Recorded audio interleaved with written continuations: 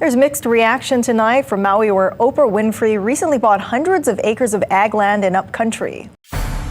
You see entire families who've lost every single thing they have, and they're living on the air mattress and a cot and a chair. At some point, I will make a major donation after all of the smoke and ashes have settled here, and we figure out what the rebuilding is going to look like. This is going to be a long and difficult process. And I just want to remind all you real estate investors around the world, like Lahaina is not for sale. And Oprah, our future president, Thank you. was and our future vice president. yeah. You don't see what's going on.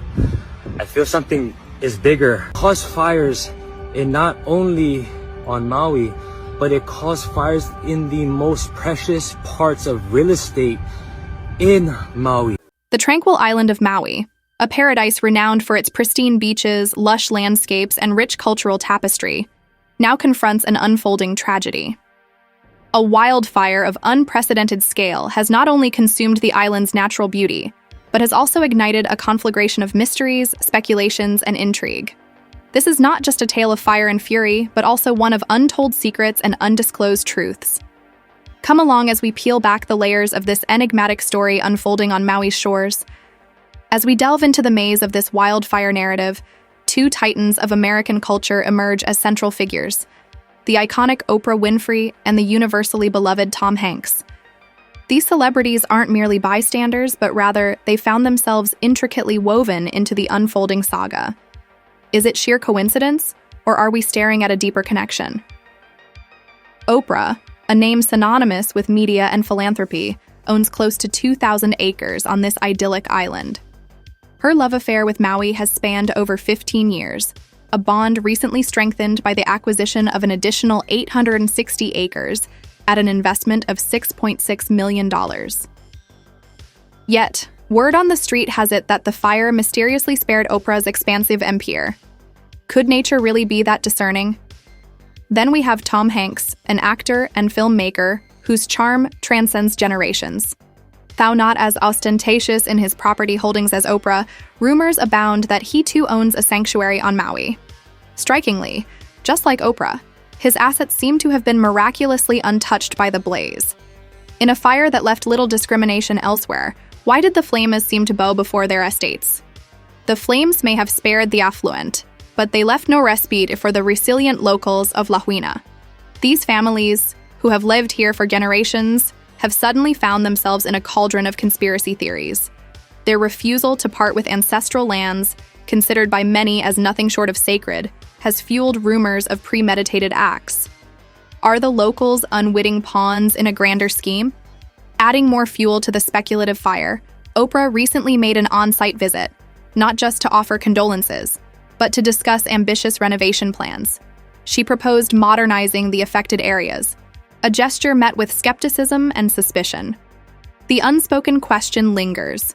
Was the devastation a well-orchestrated plan to pave the way for acquisition and commercial development? Lahaina's Front Street, a place etched in history and loaded with financial potential, has long been a pearl that many have coveted, but few have touched. It's a jewel Hawaiians and native Kanaka people have guarded with fierce pride. Could this wildfire serve the interests of those who've been eyeing this priceless gem? Some online platforms even entertain the far-fetched notion of directed energy weapons being involved in this conflagration. Let's rewind to January of this year, when Maui's government announced a cutting-edge transformation. Goals included renewable energy, smart infrastructure, and enhanced connectivity. The island seemed to be preparing for a new era. Was this disaster a cataclysmic prelude to a pre-planned evolution? An intriguing video caught our eye, pointing to the upcoming Digital Government Summit in Hawaii. The summit's agenda hints at major digital reforms and innovations in governance. Does this serve as a clue that reconstruction and perhaps reinvention of the island are imminent? Connecting community members to critical resources and federal leaders. That was the goal of Hawaii's first Asian American, Native Hawaiian, and Pacific Islander Economic Summit, held today at the state capitol. Bryce Moore reports it was an eye-opening experience for some residents. In this quagmire of speculation, we must pause to acknowledge the very real tragedy that Maui faces: loss of life, property, and ecological balance. The tangible grief far outweighs the abstract theories. Nothing amplifies this tragedy more than the anguishing stories of missing children. Hawaii's governor, Josh Green, officially confirmed that among the missing are a disconcerting number of young souls.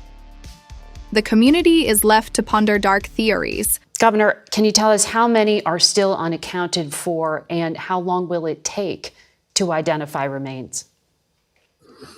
More than 1,000 are unaccounted for, about 1,050. It will take several weeks still. Some of the challenges are going to be extraordinary. As you reported, 85% of the land of the impact zone has been covered now by what amounts to an army of search and rescue teams and 41 dogs. So at 85% of the land's been covered. Now we go into the larger buildings, which require peeling back some of the floors and structures. That last 15% could take weeks. We do have extreme concerns that because of the temperature of the fire, the remains of those who have died, in some cases, may be impossible to recover meaningfully. So there are going to be people that are lost forever. And right now we're working obviously with the FBI and everyone on the ground to make sure that we do what we can to assess who's missing. Ranging from sinister plots tied to school clausures to disturbing suggestions of ritualistic acts. The collective heart of the island, and indeed the world, breaks as parents recount their nightmares on social media. Their testimonies, raw and visceral, give flesh to the skeletal framework of conspiracy theories. Curiously, several schools closed early on the day of the fire, fanning the embers of suspicion ever higher. Amid this turbulence, an odd pattern surfaces: reports and images of blue objects left remarkably unscathed by the fire. Oprah's mansion, with its iconic blue roof, blue cars, and even blue umbrellas, defy the logic of an indiscriminate fire. Is it mere superstition, or could this pattern be a clue?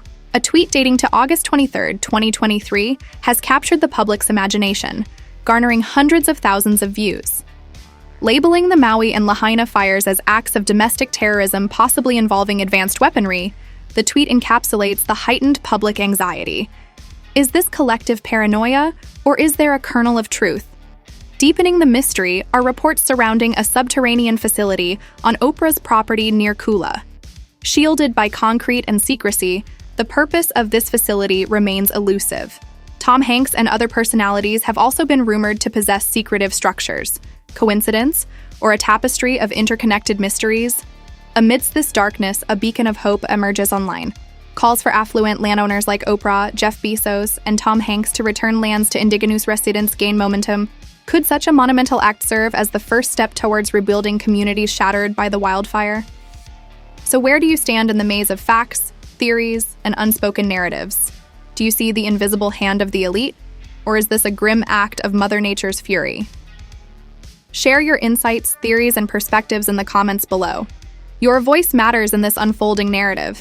If this story captivates your imagination, don't forget to give us a thumbs up and subscribe.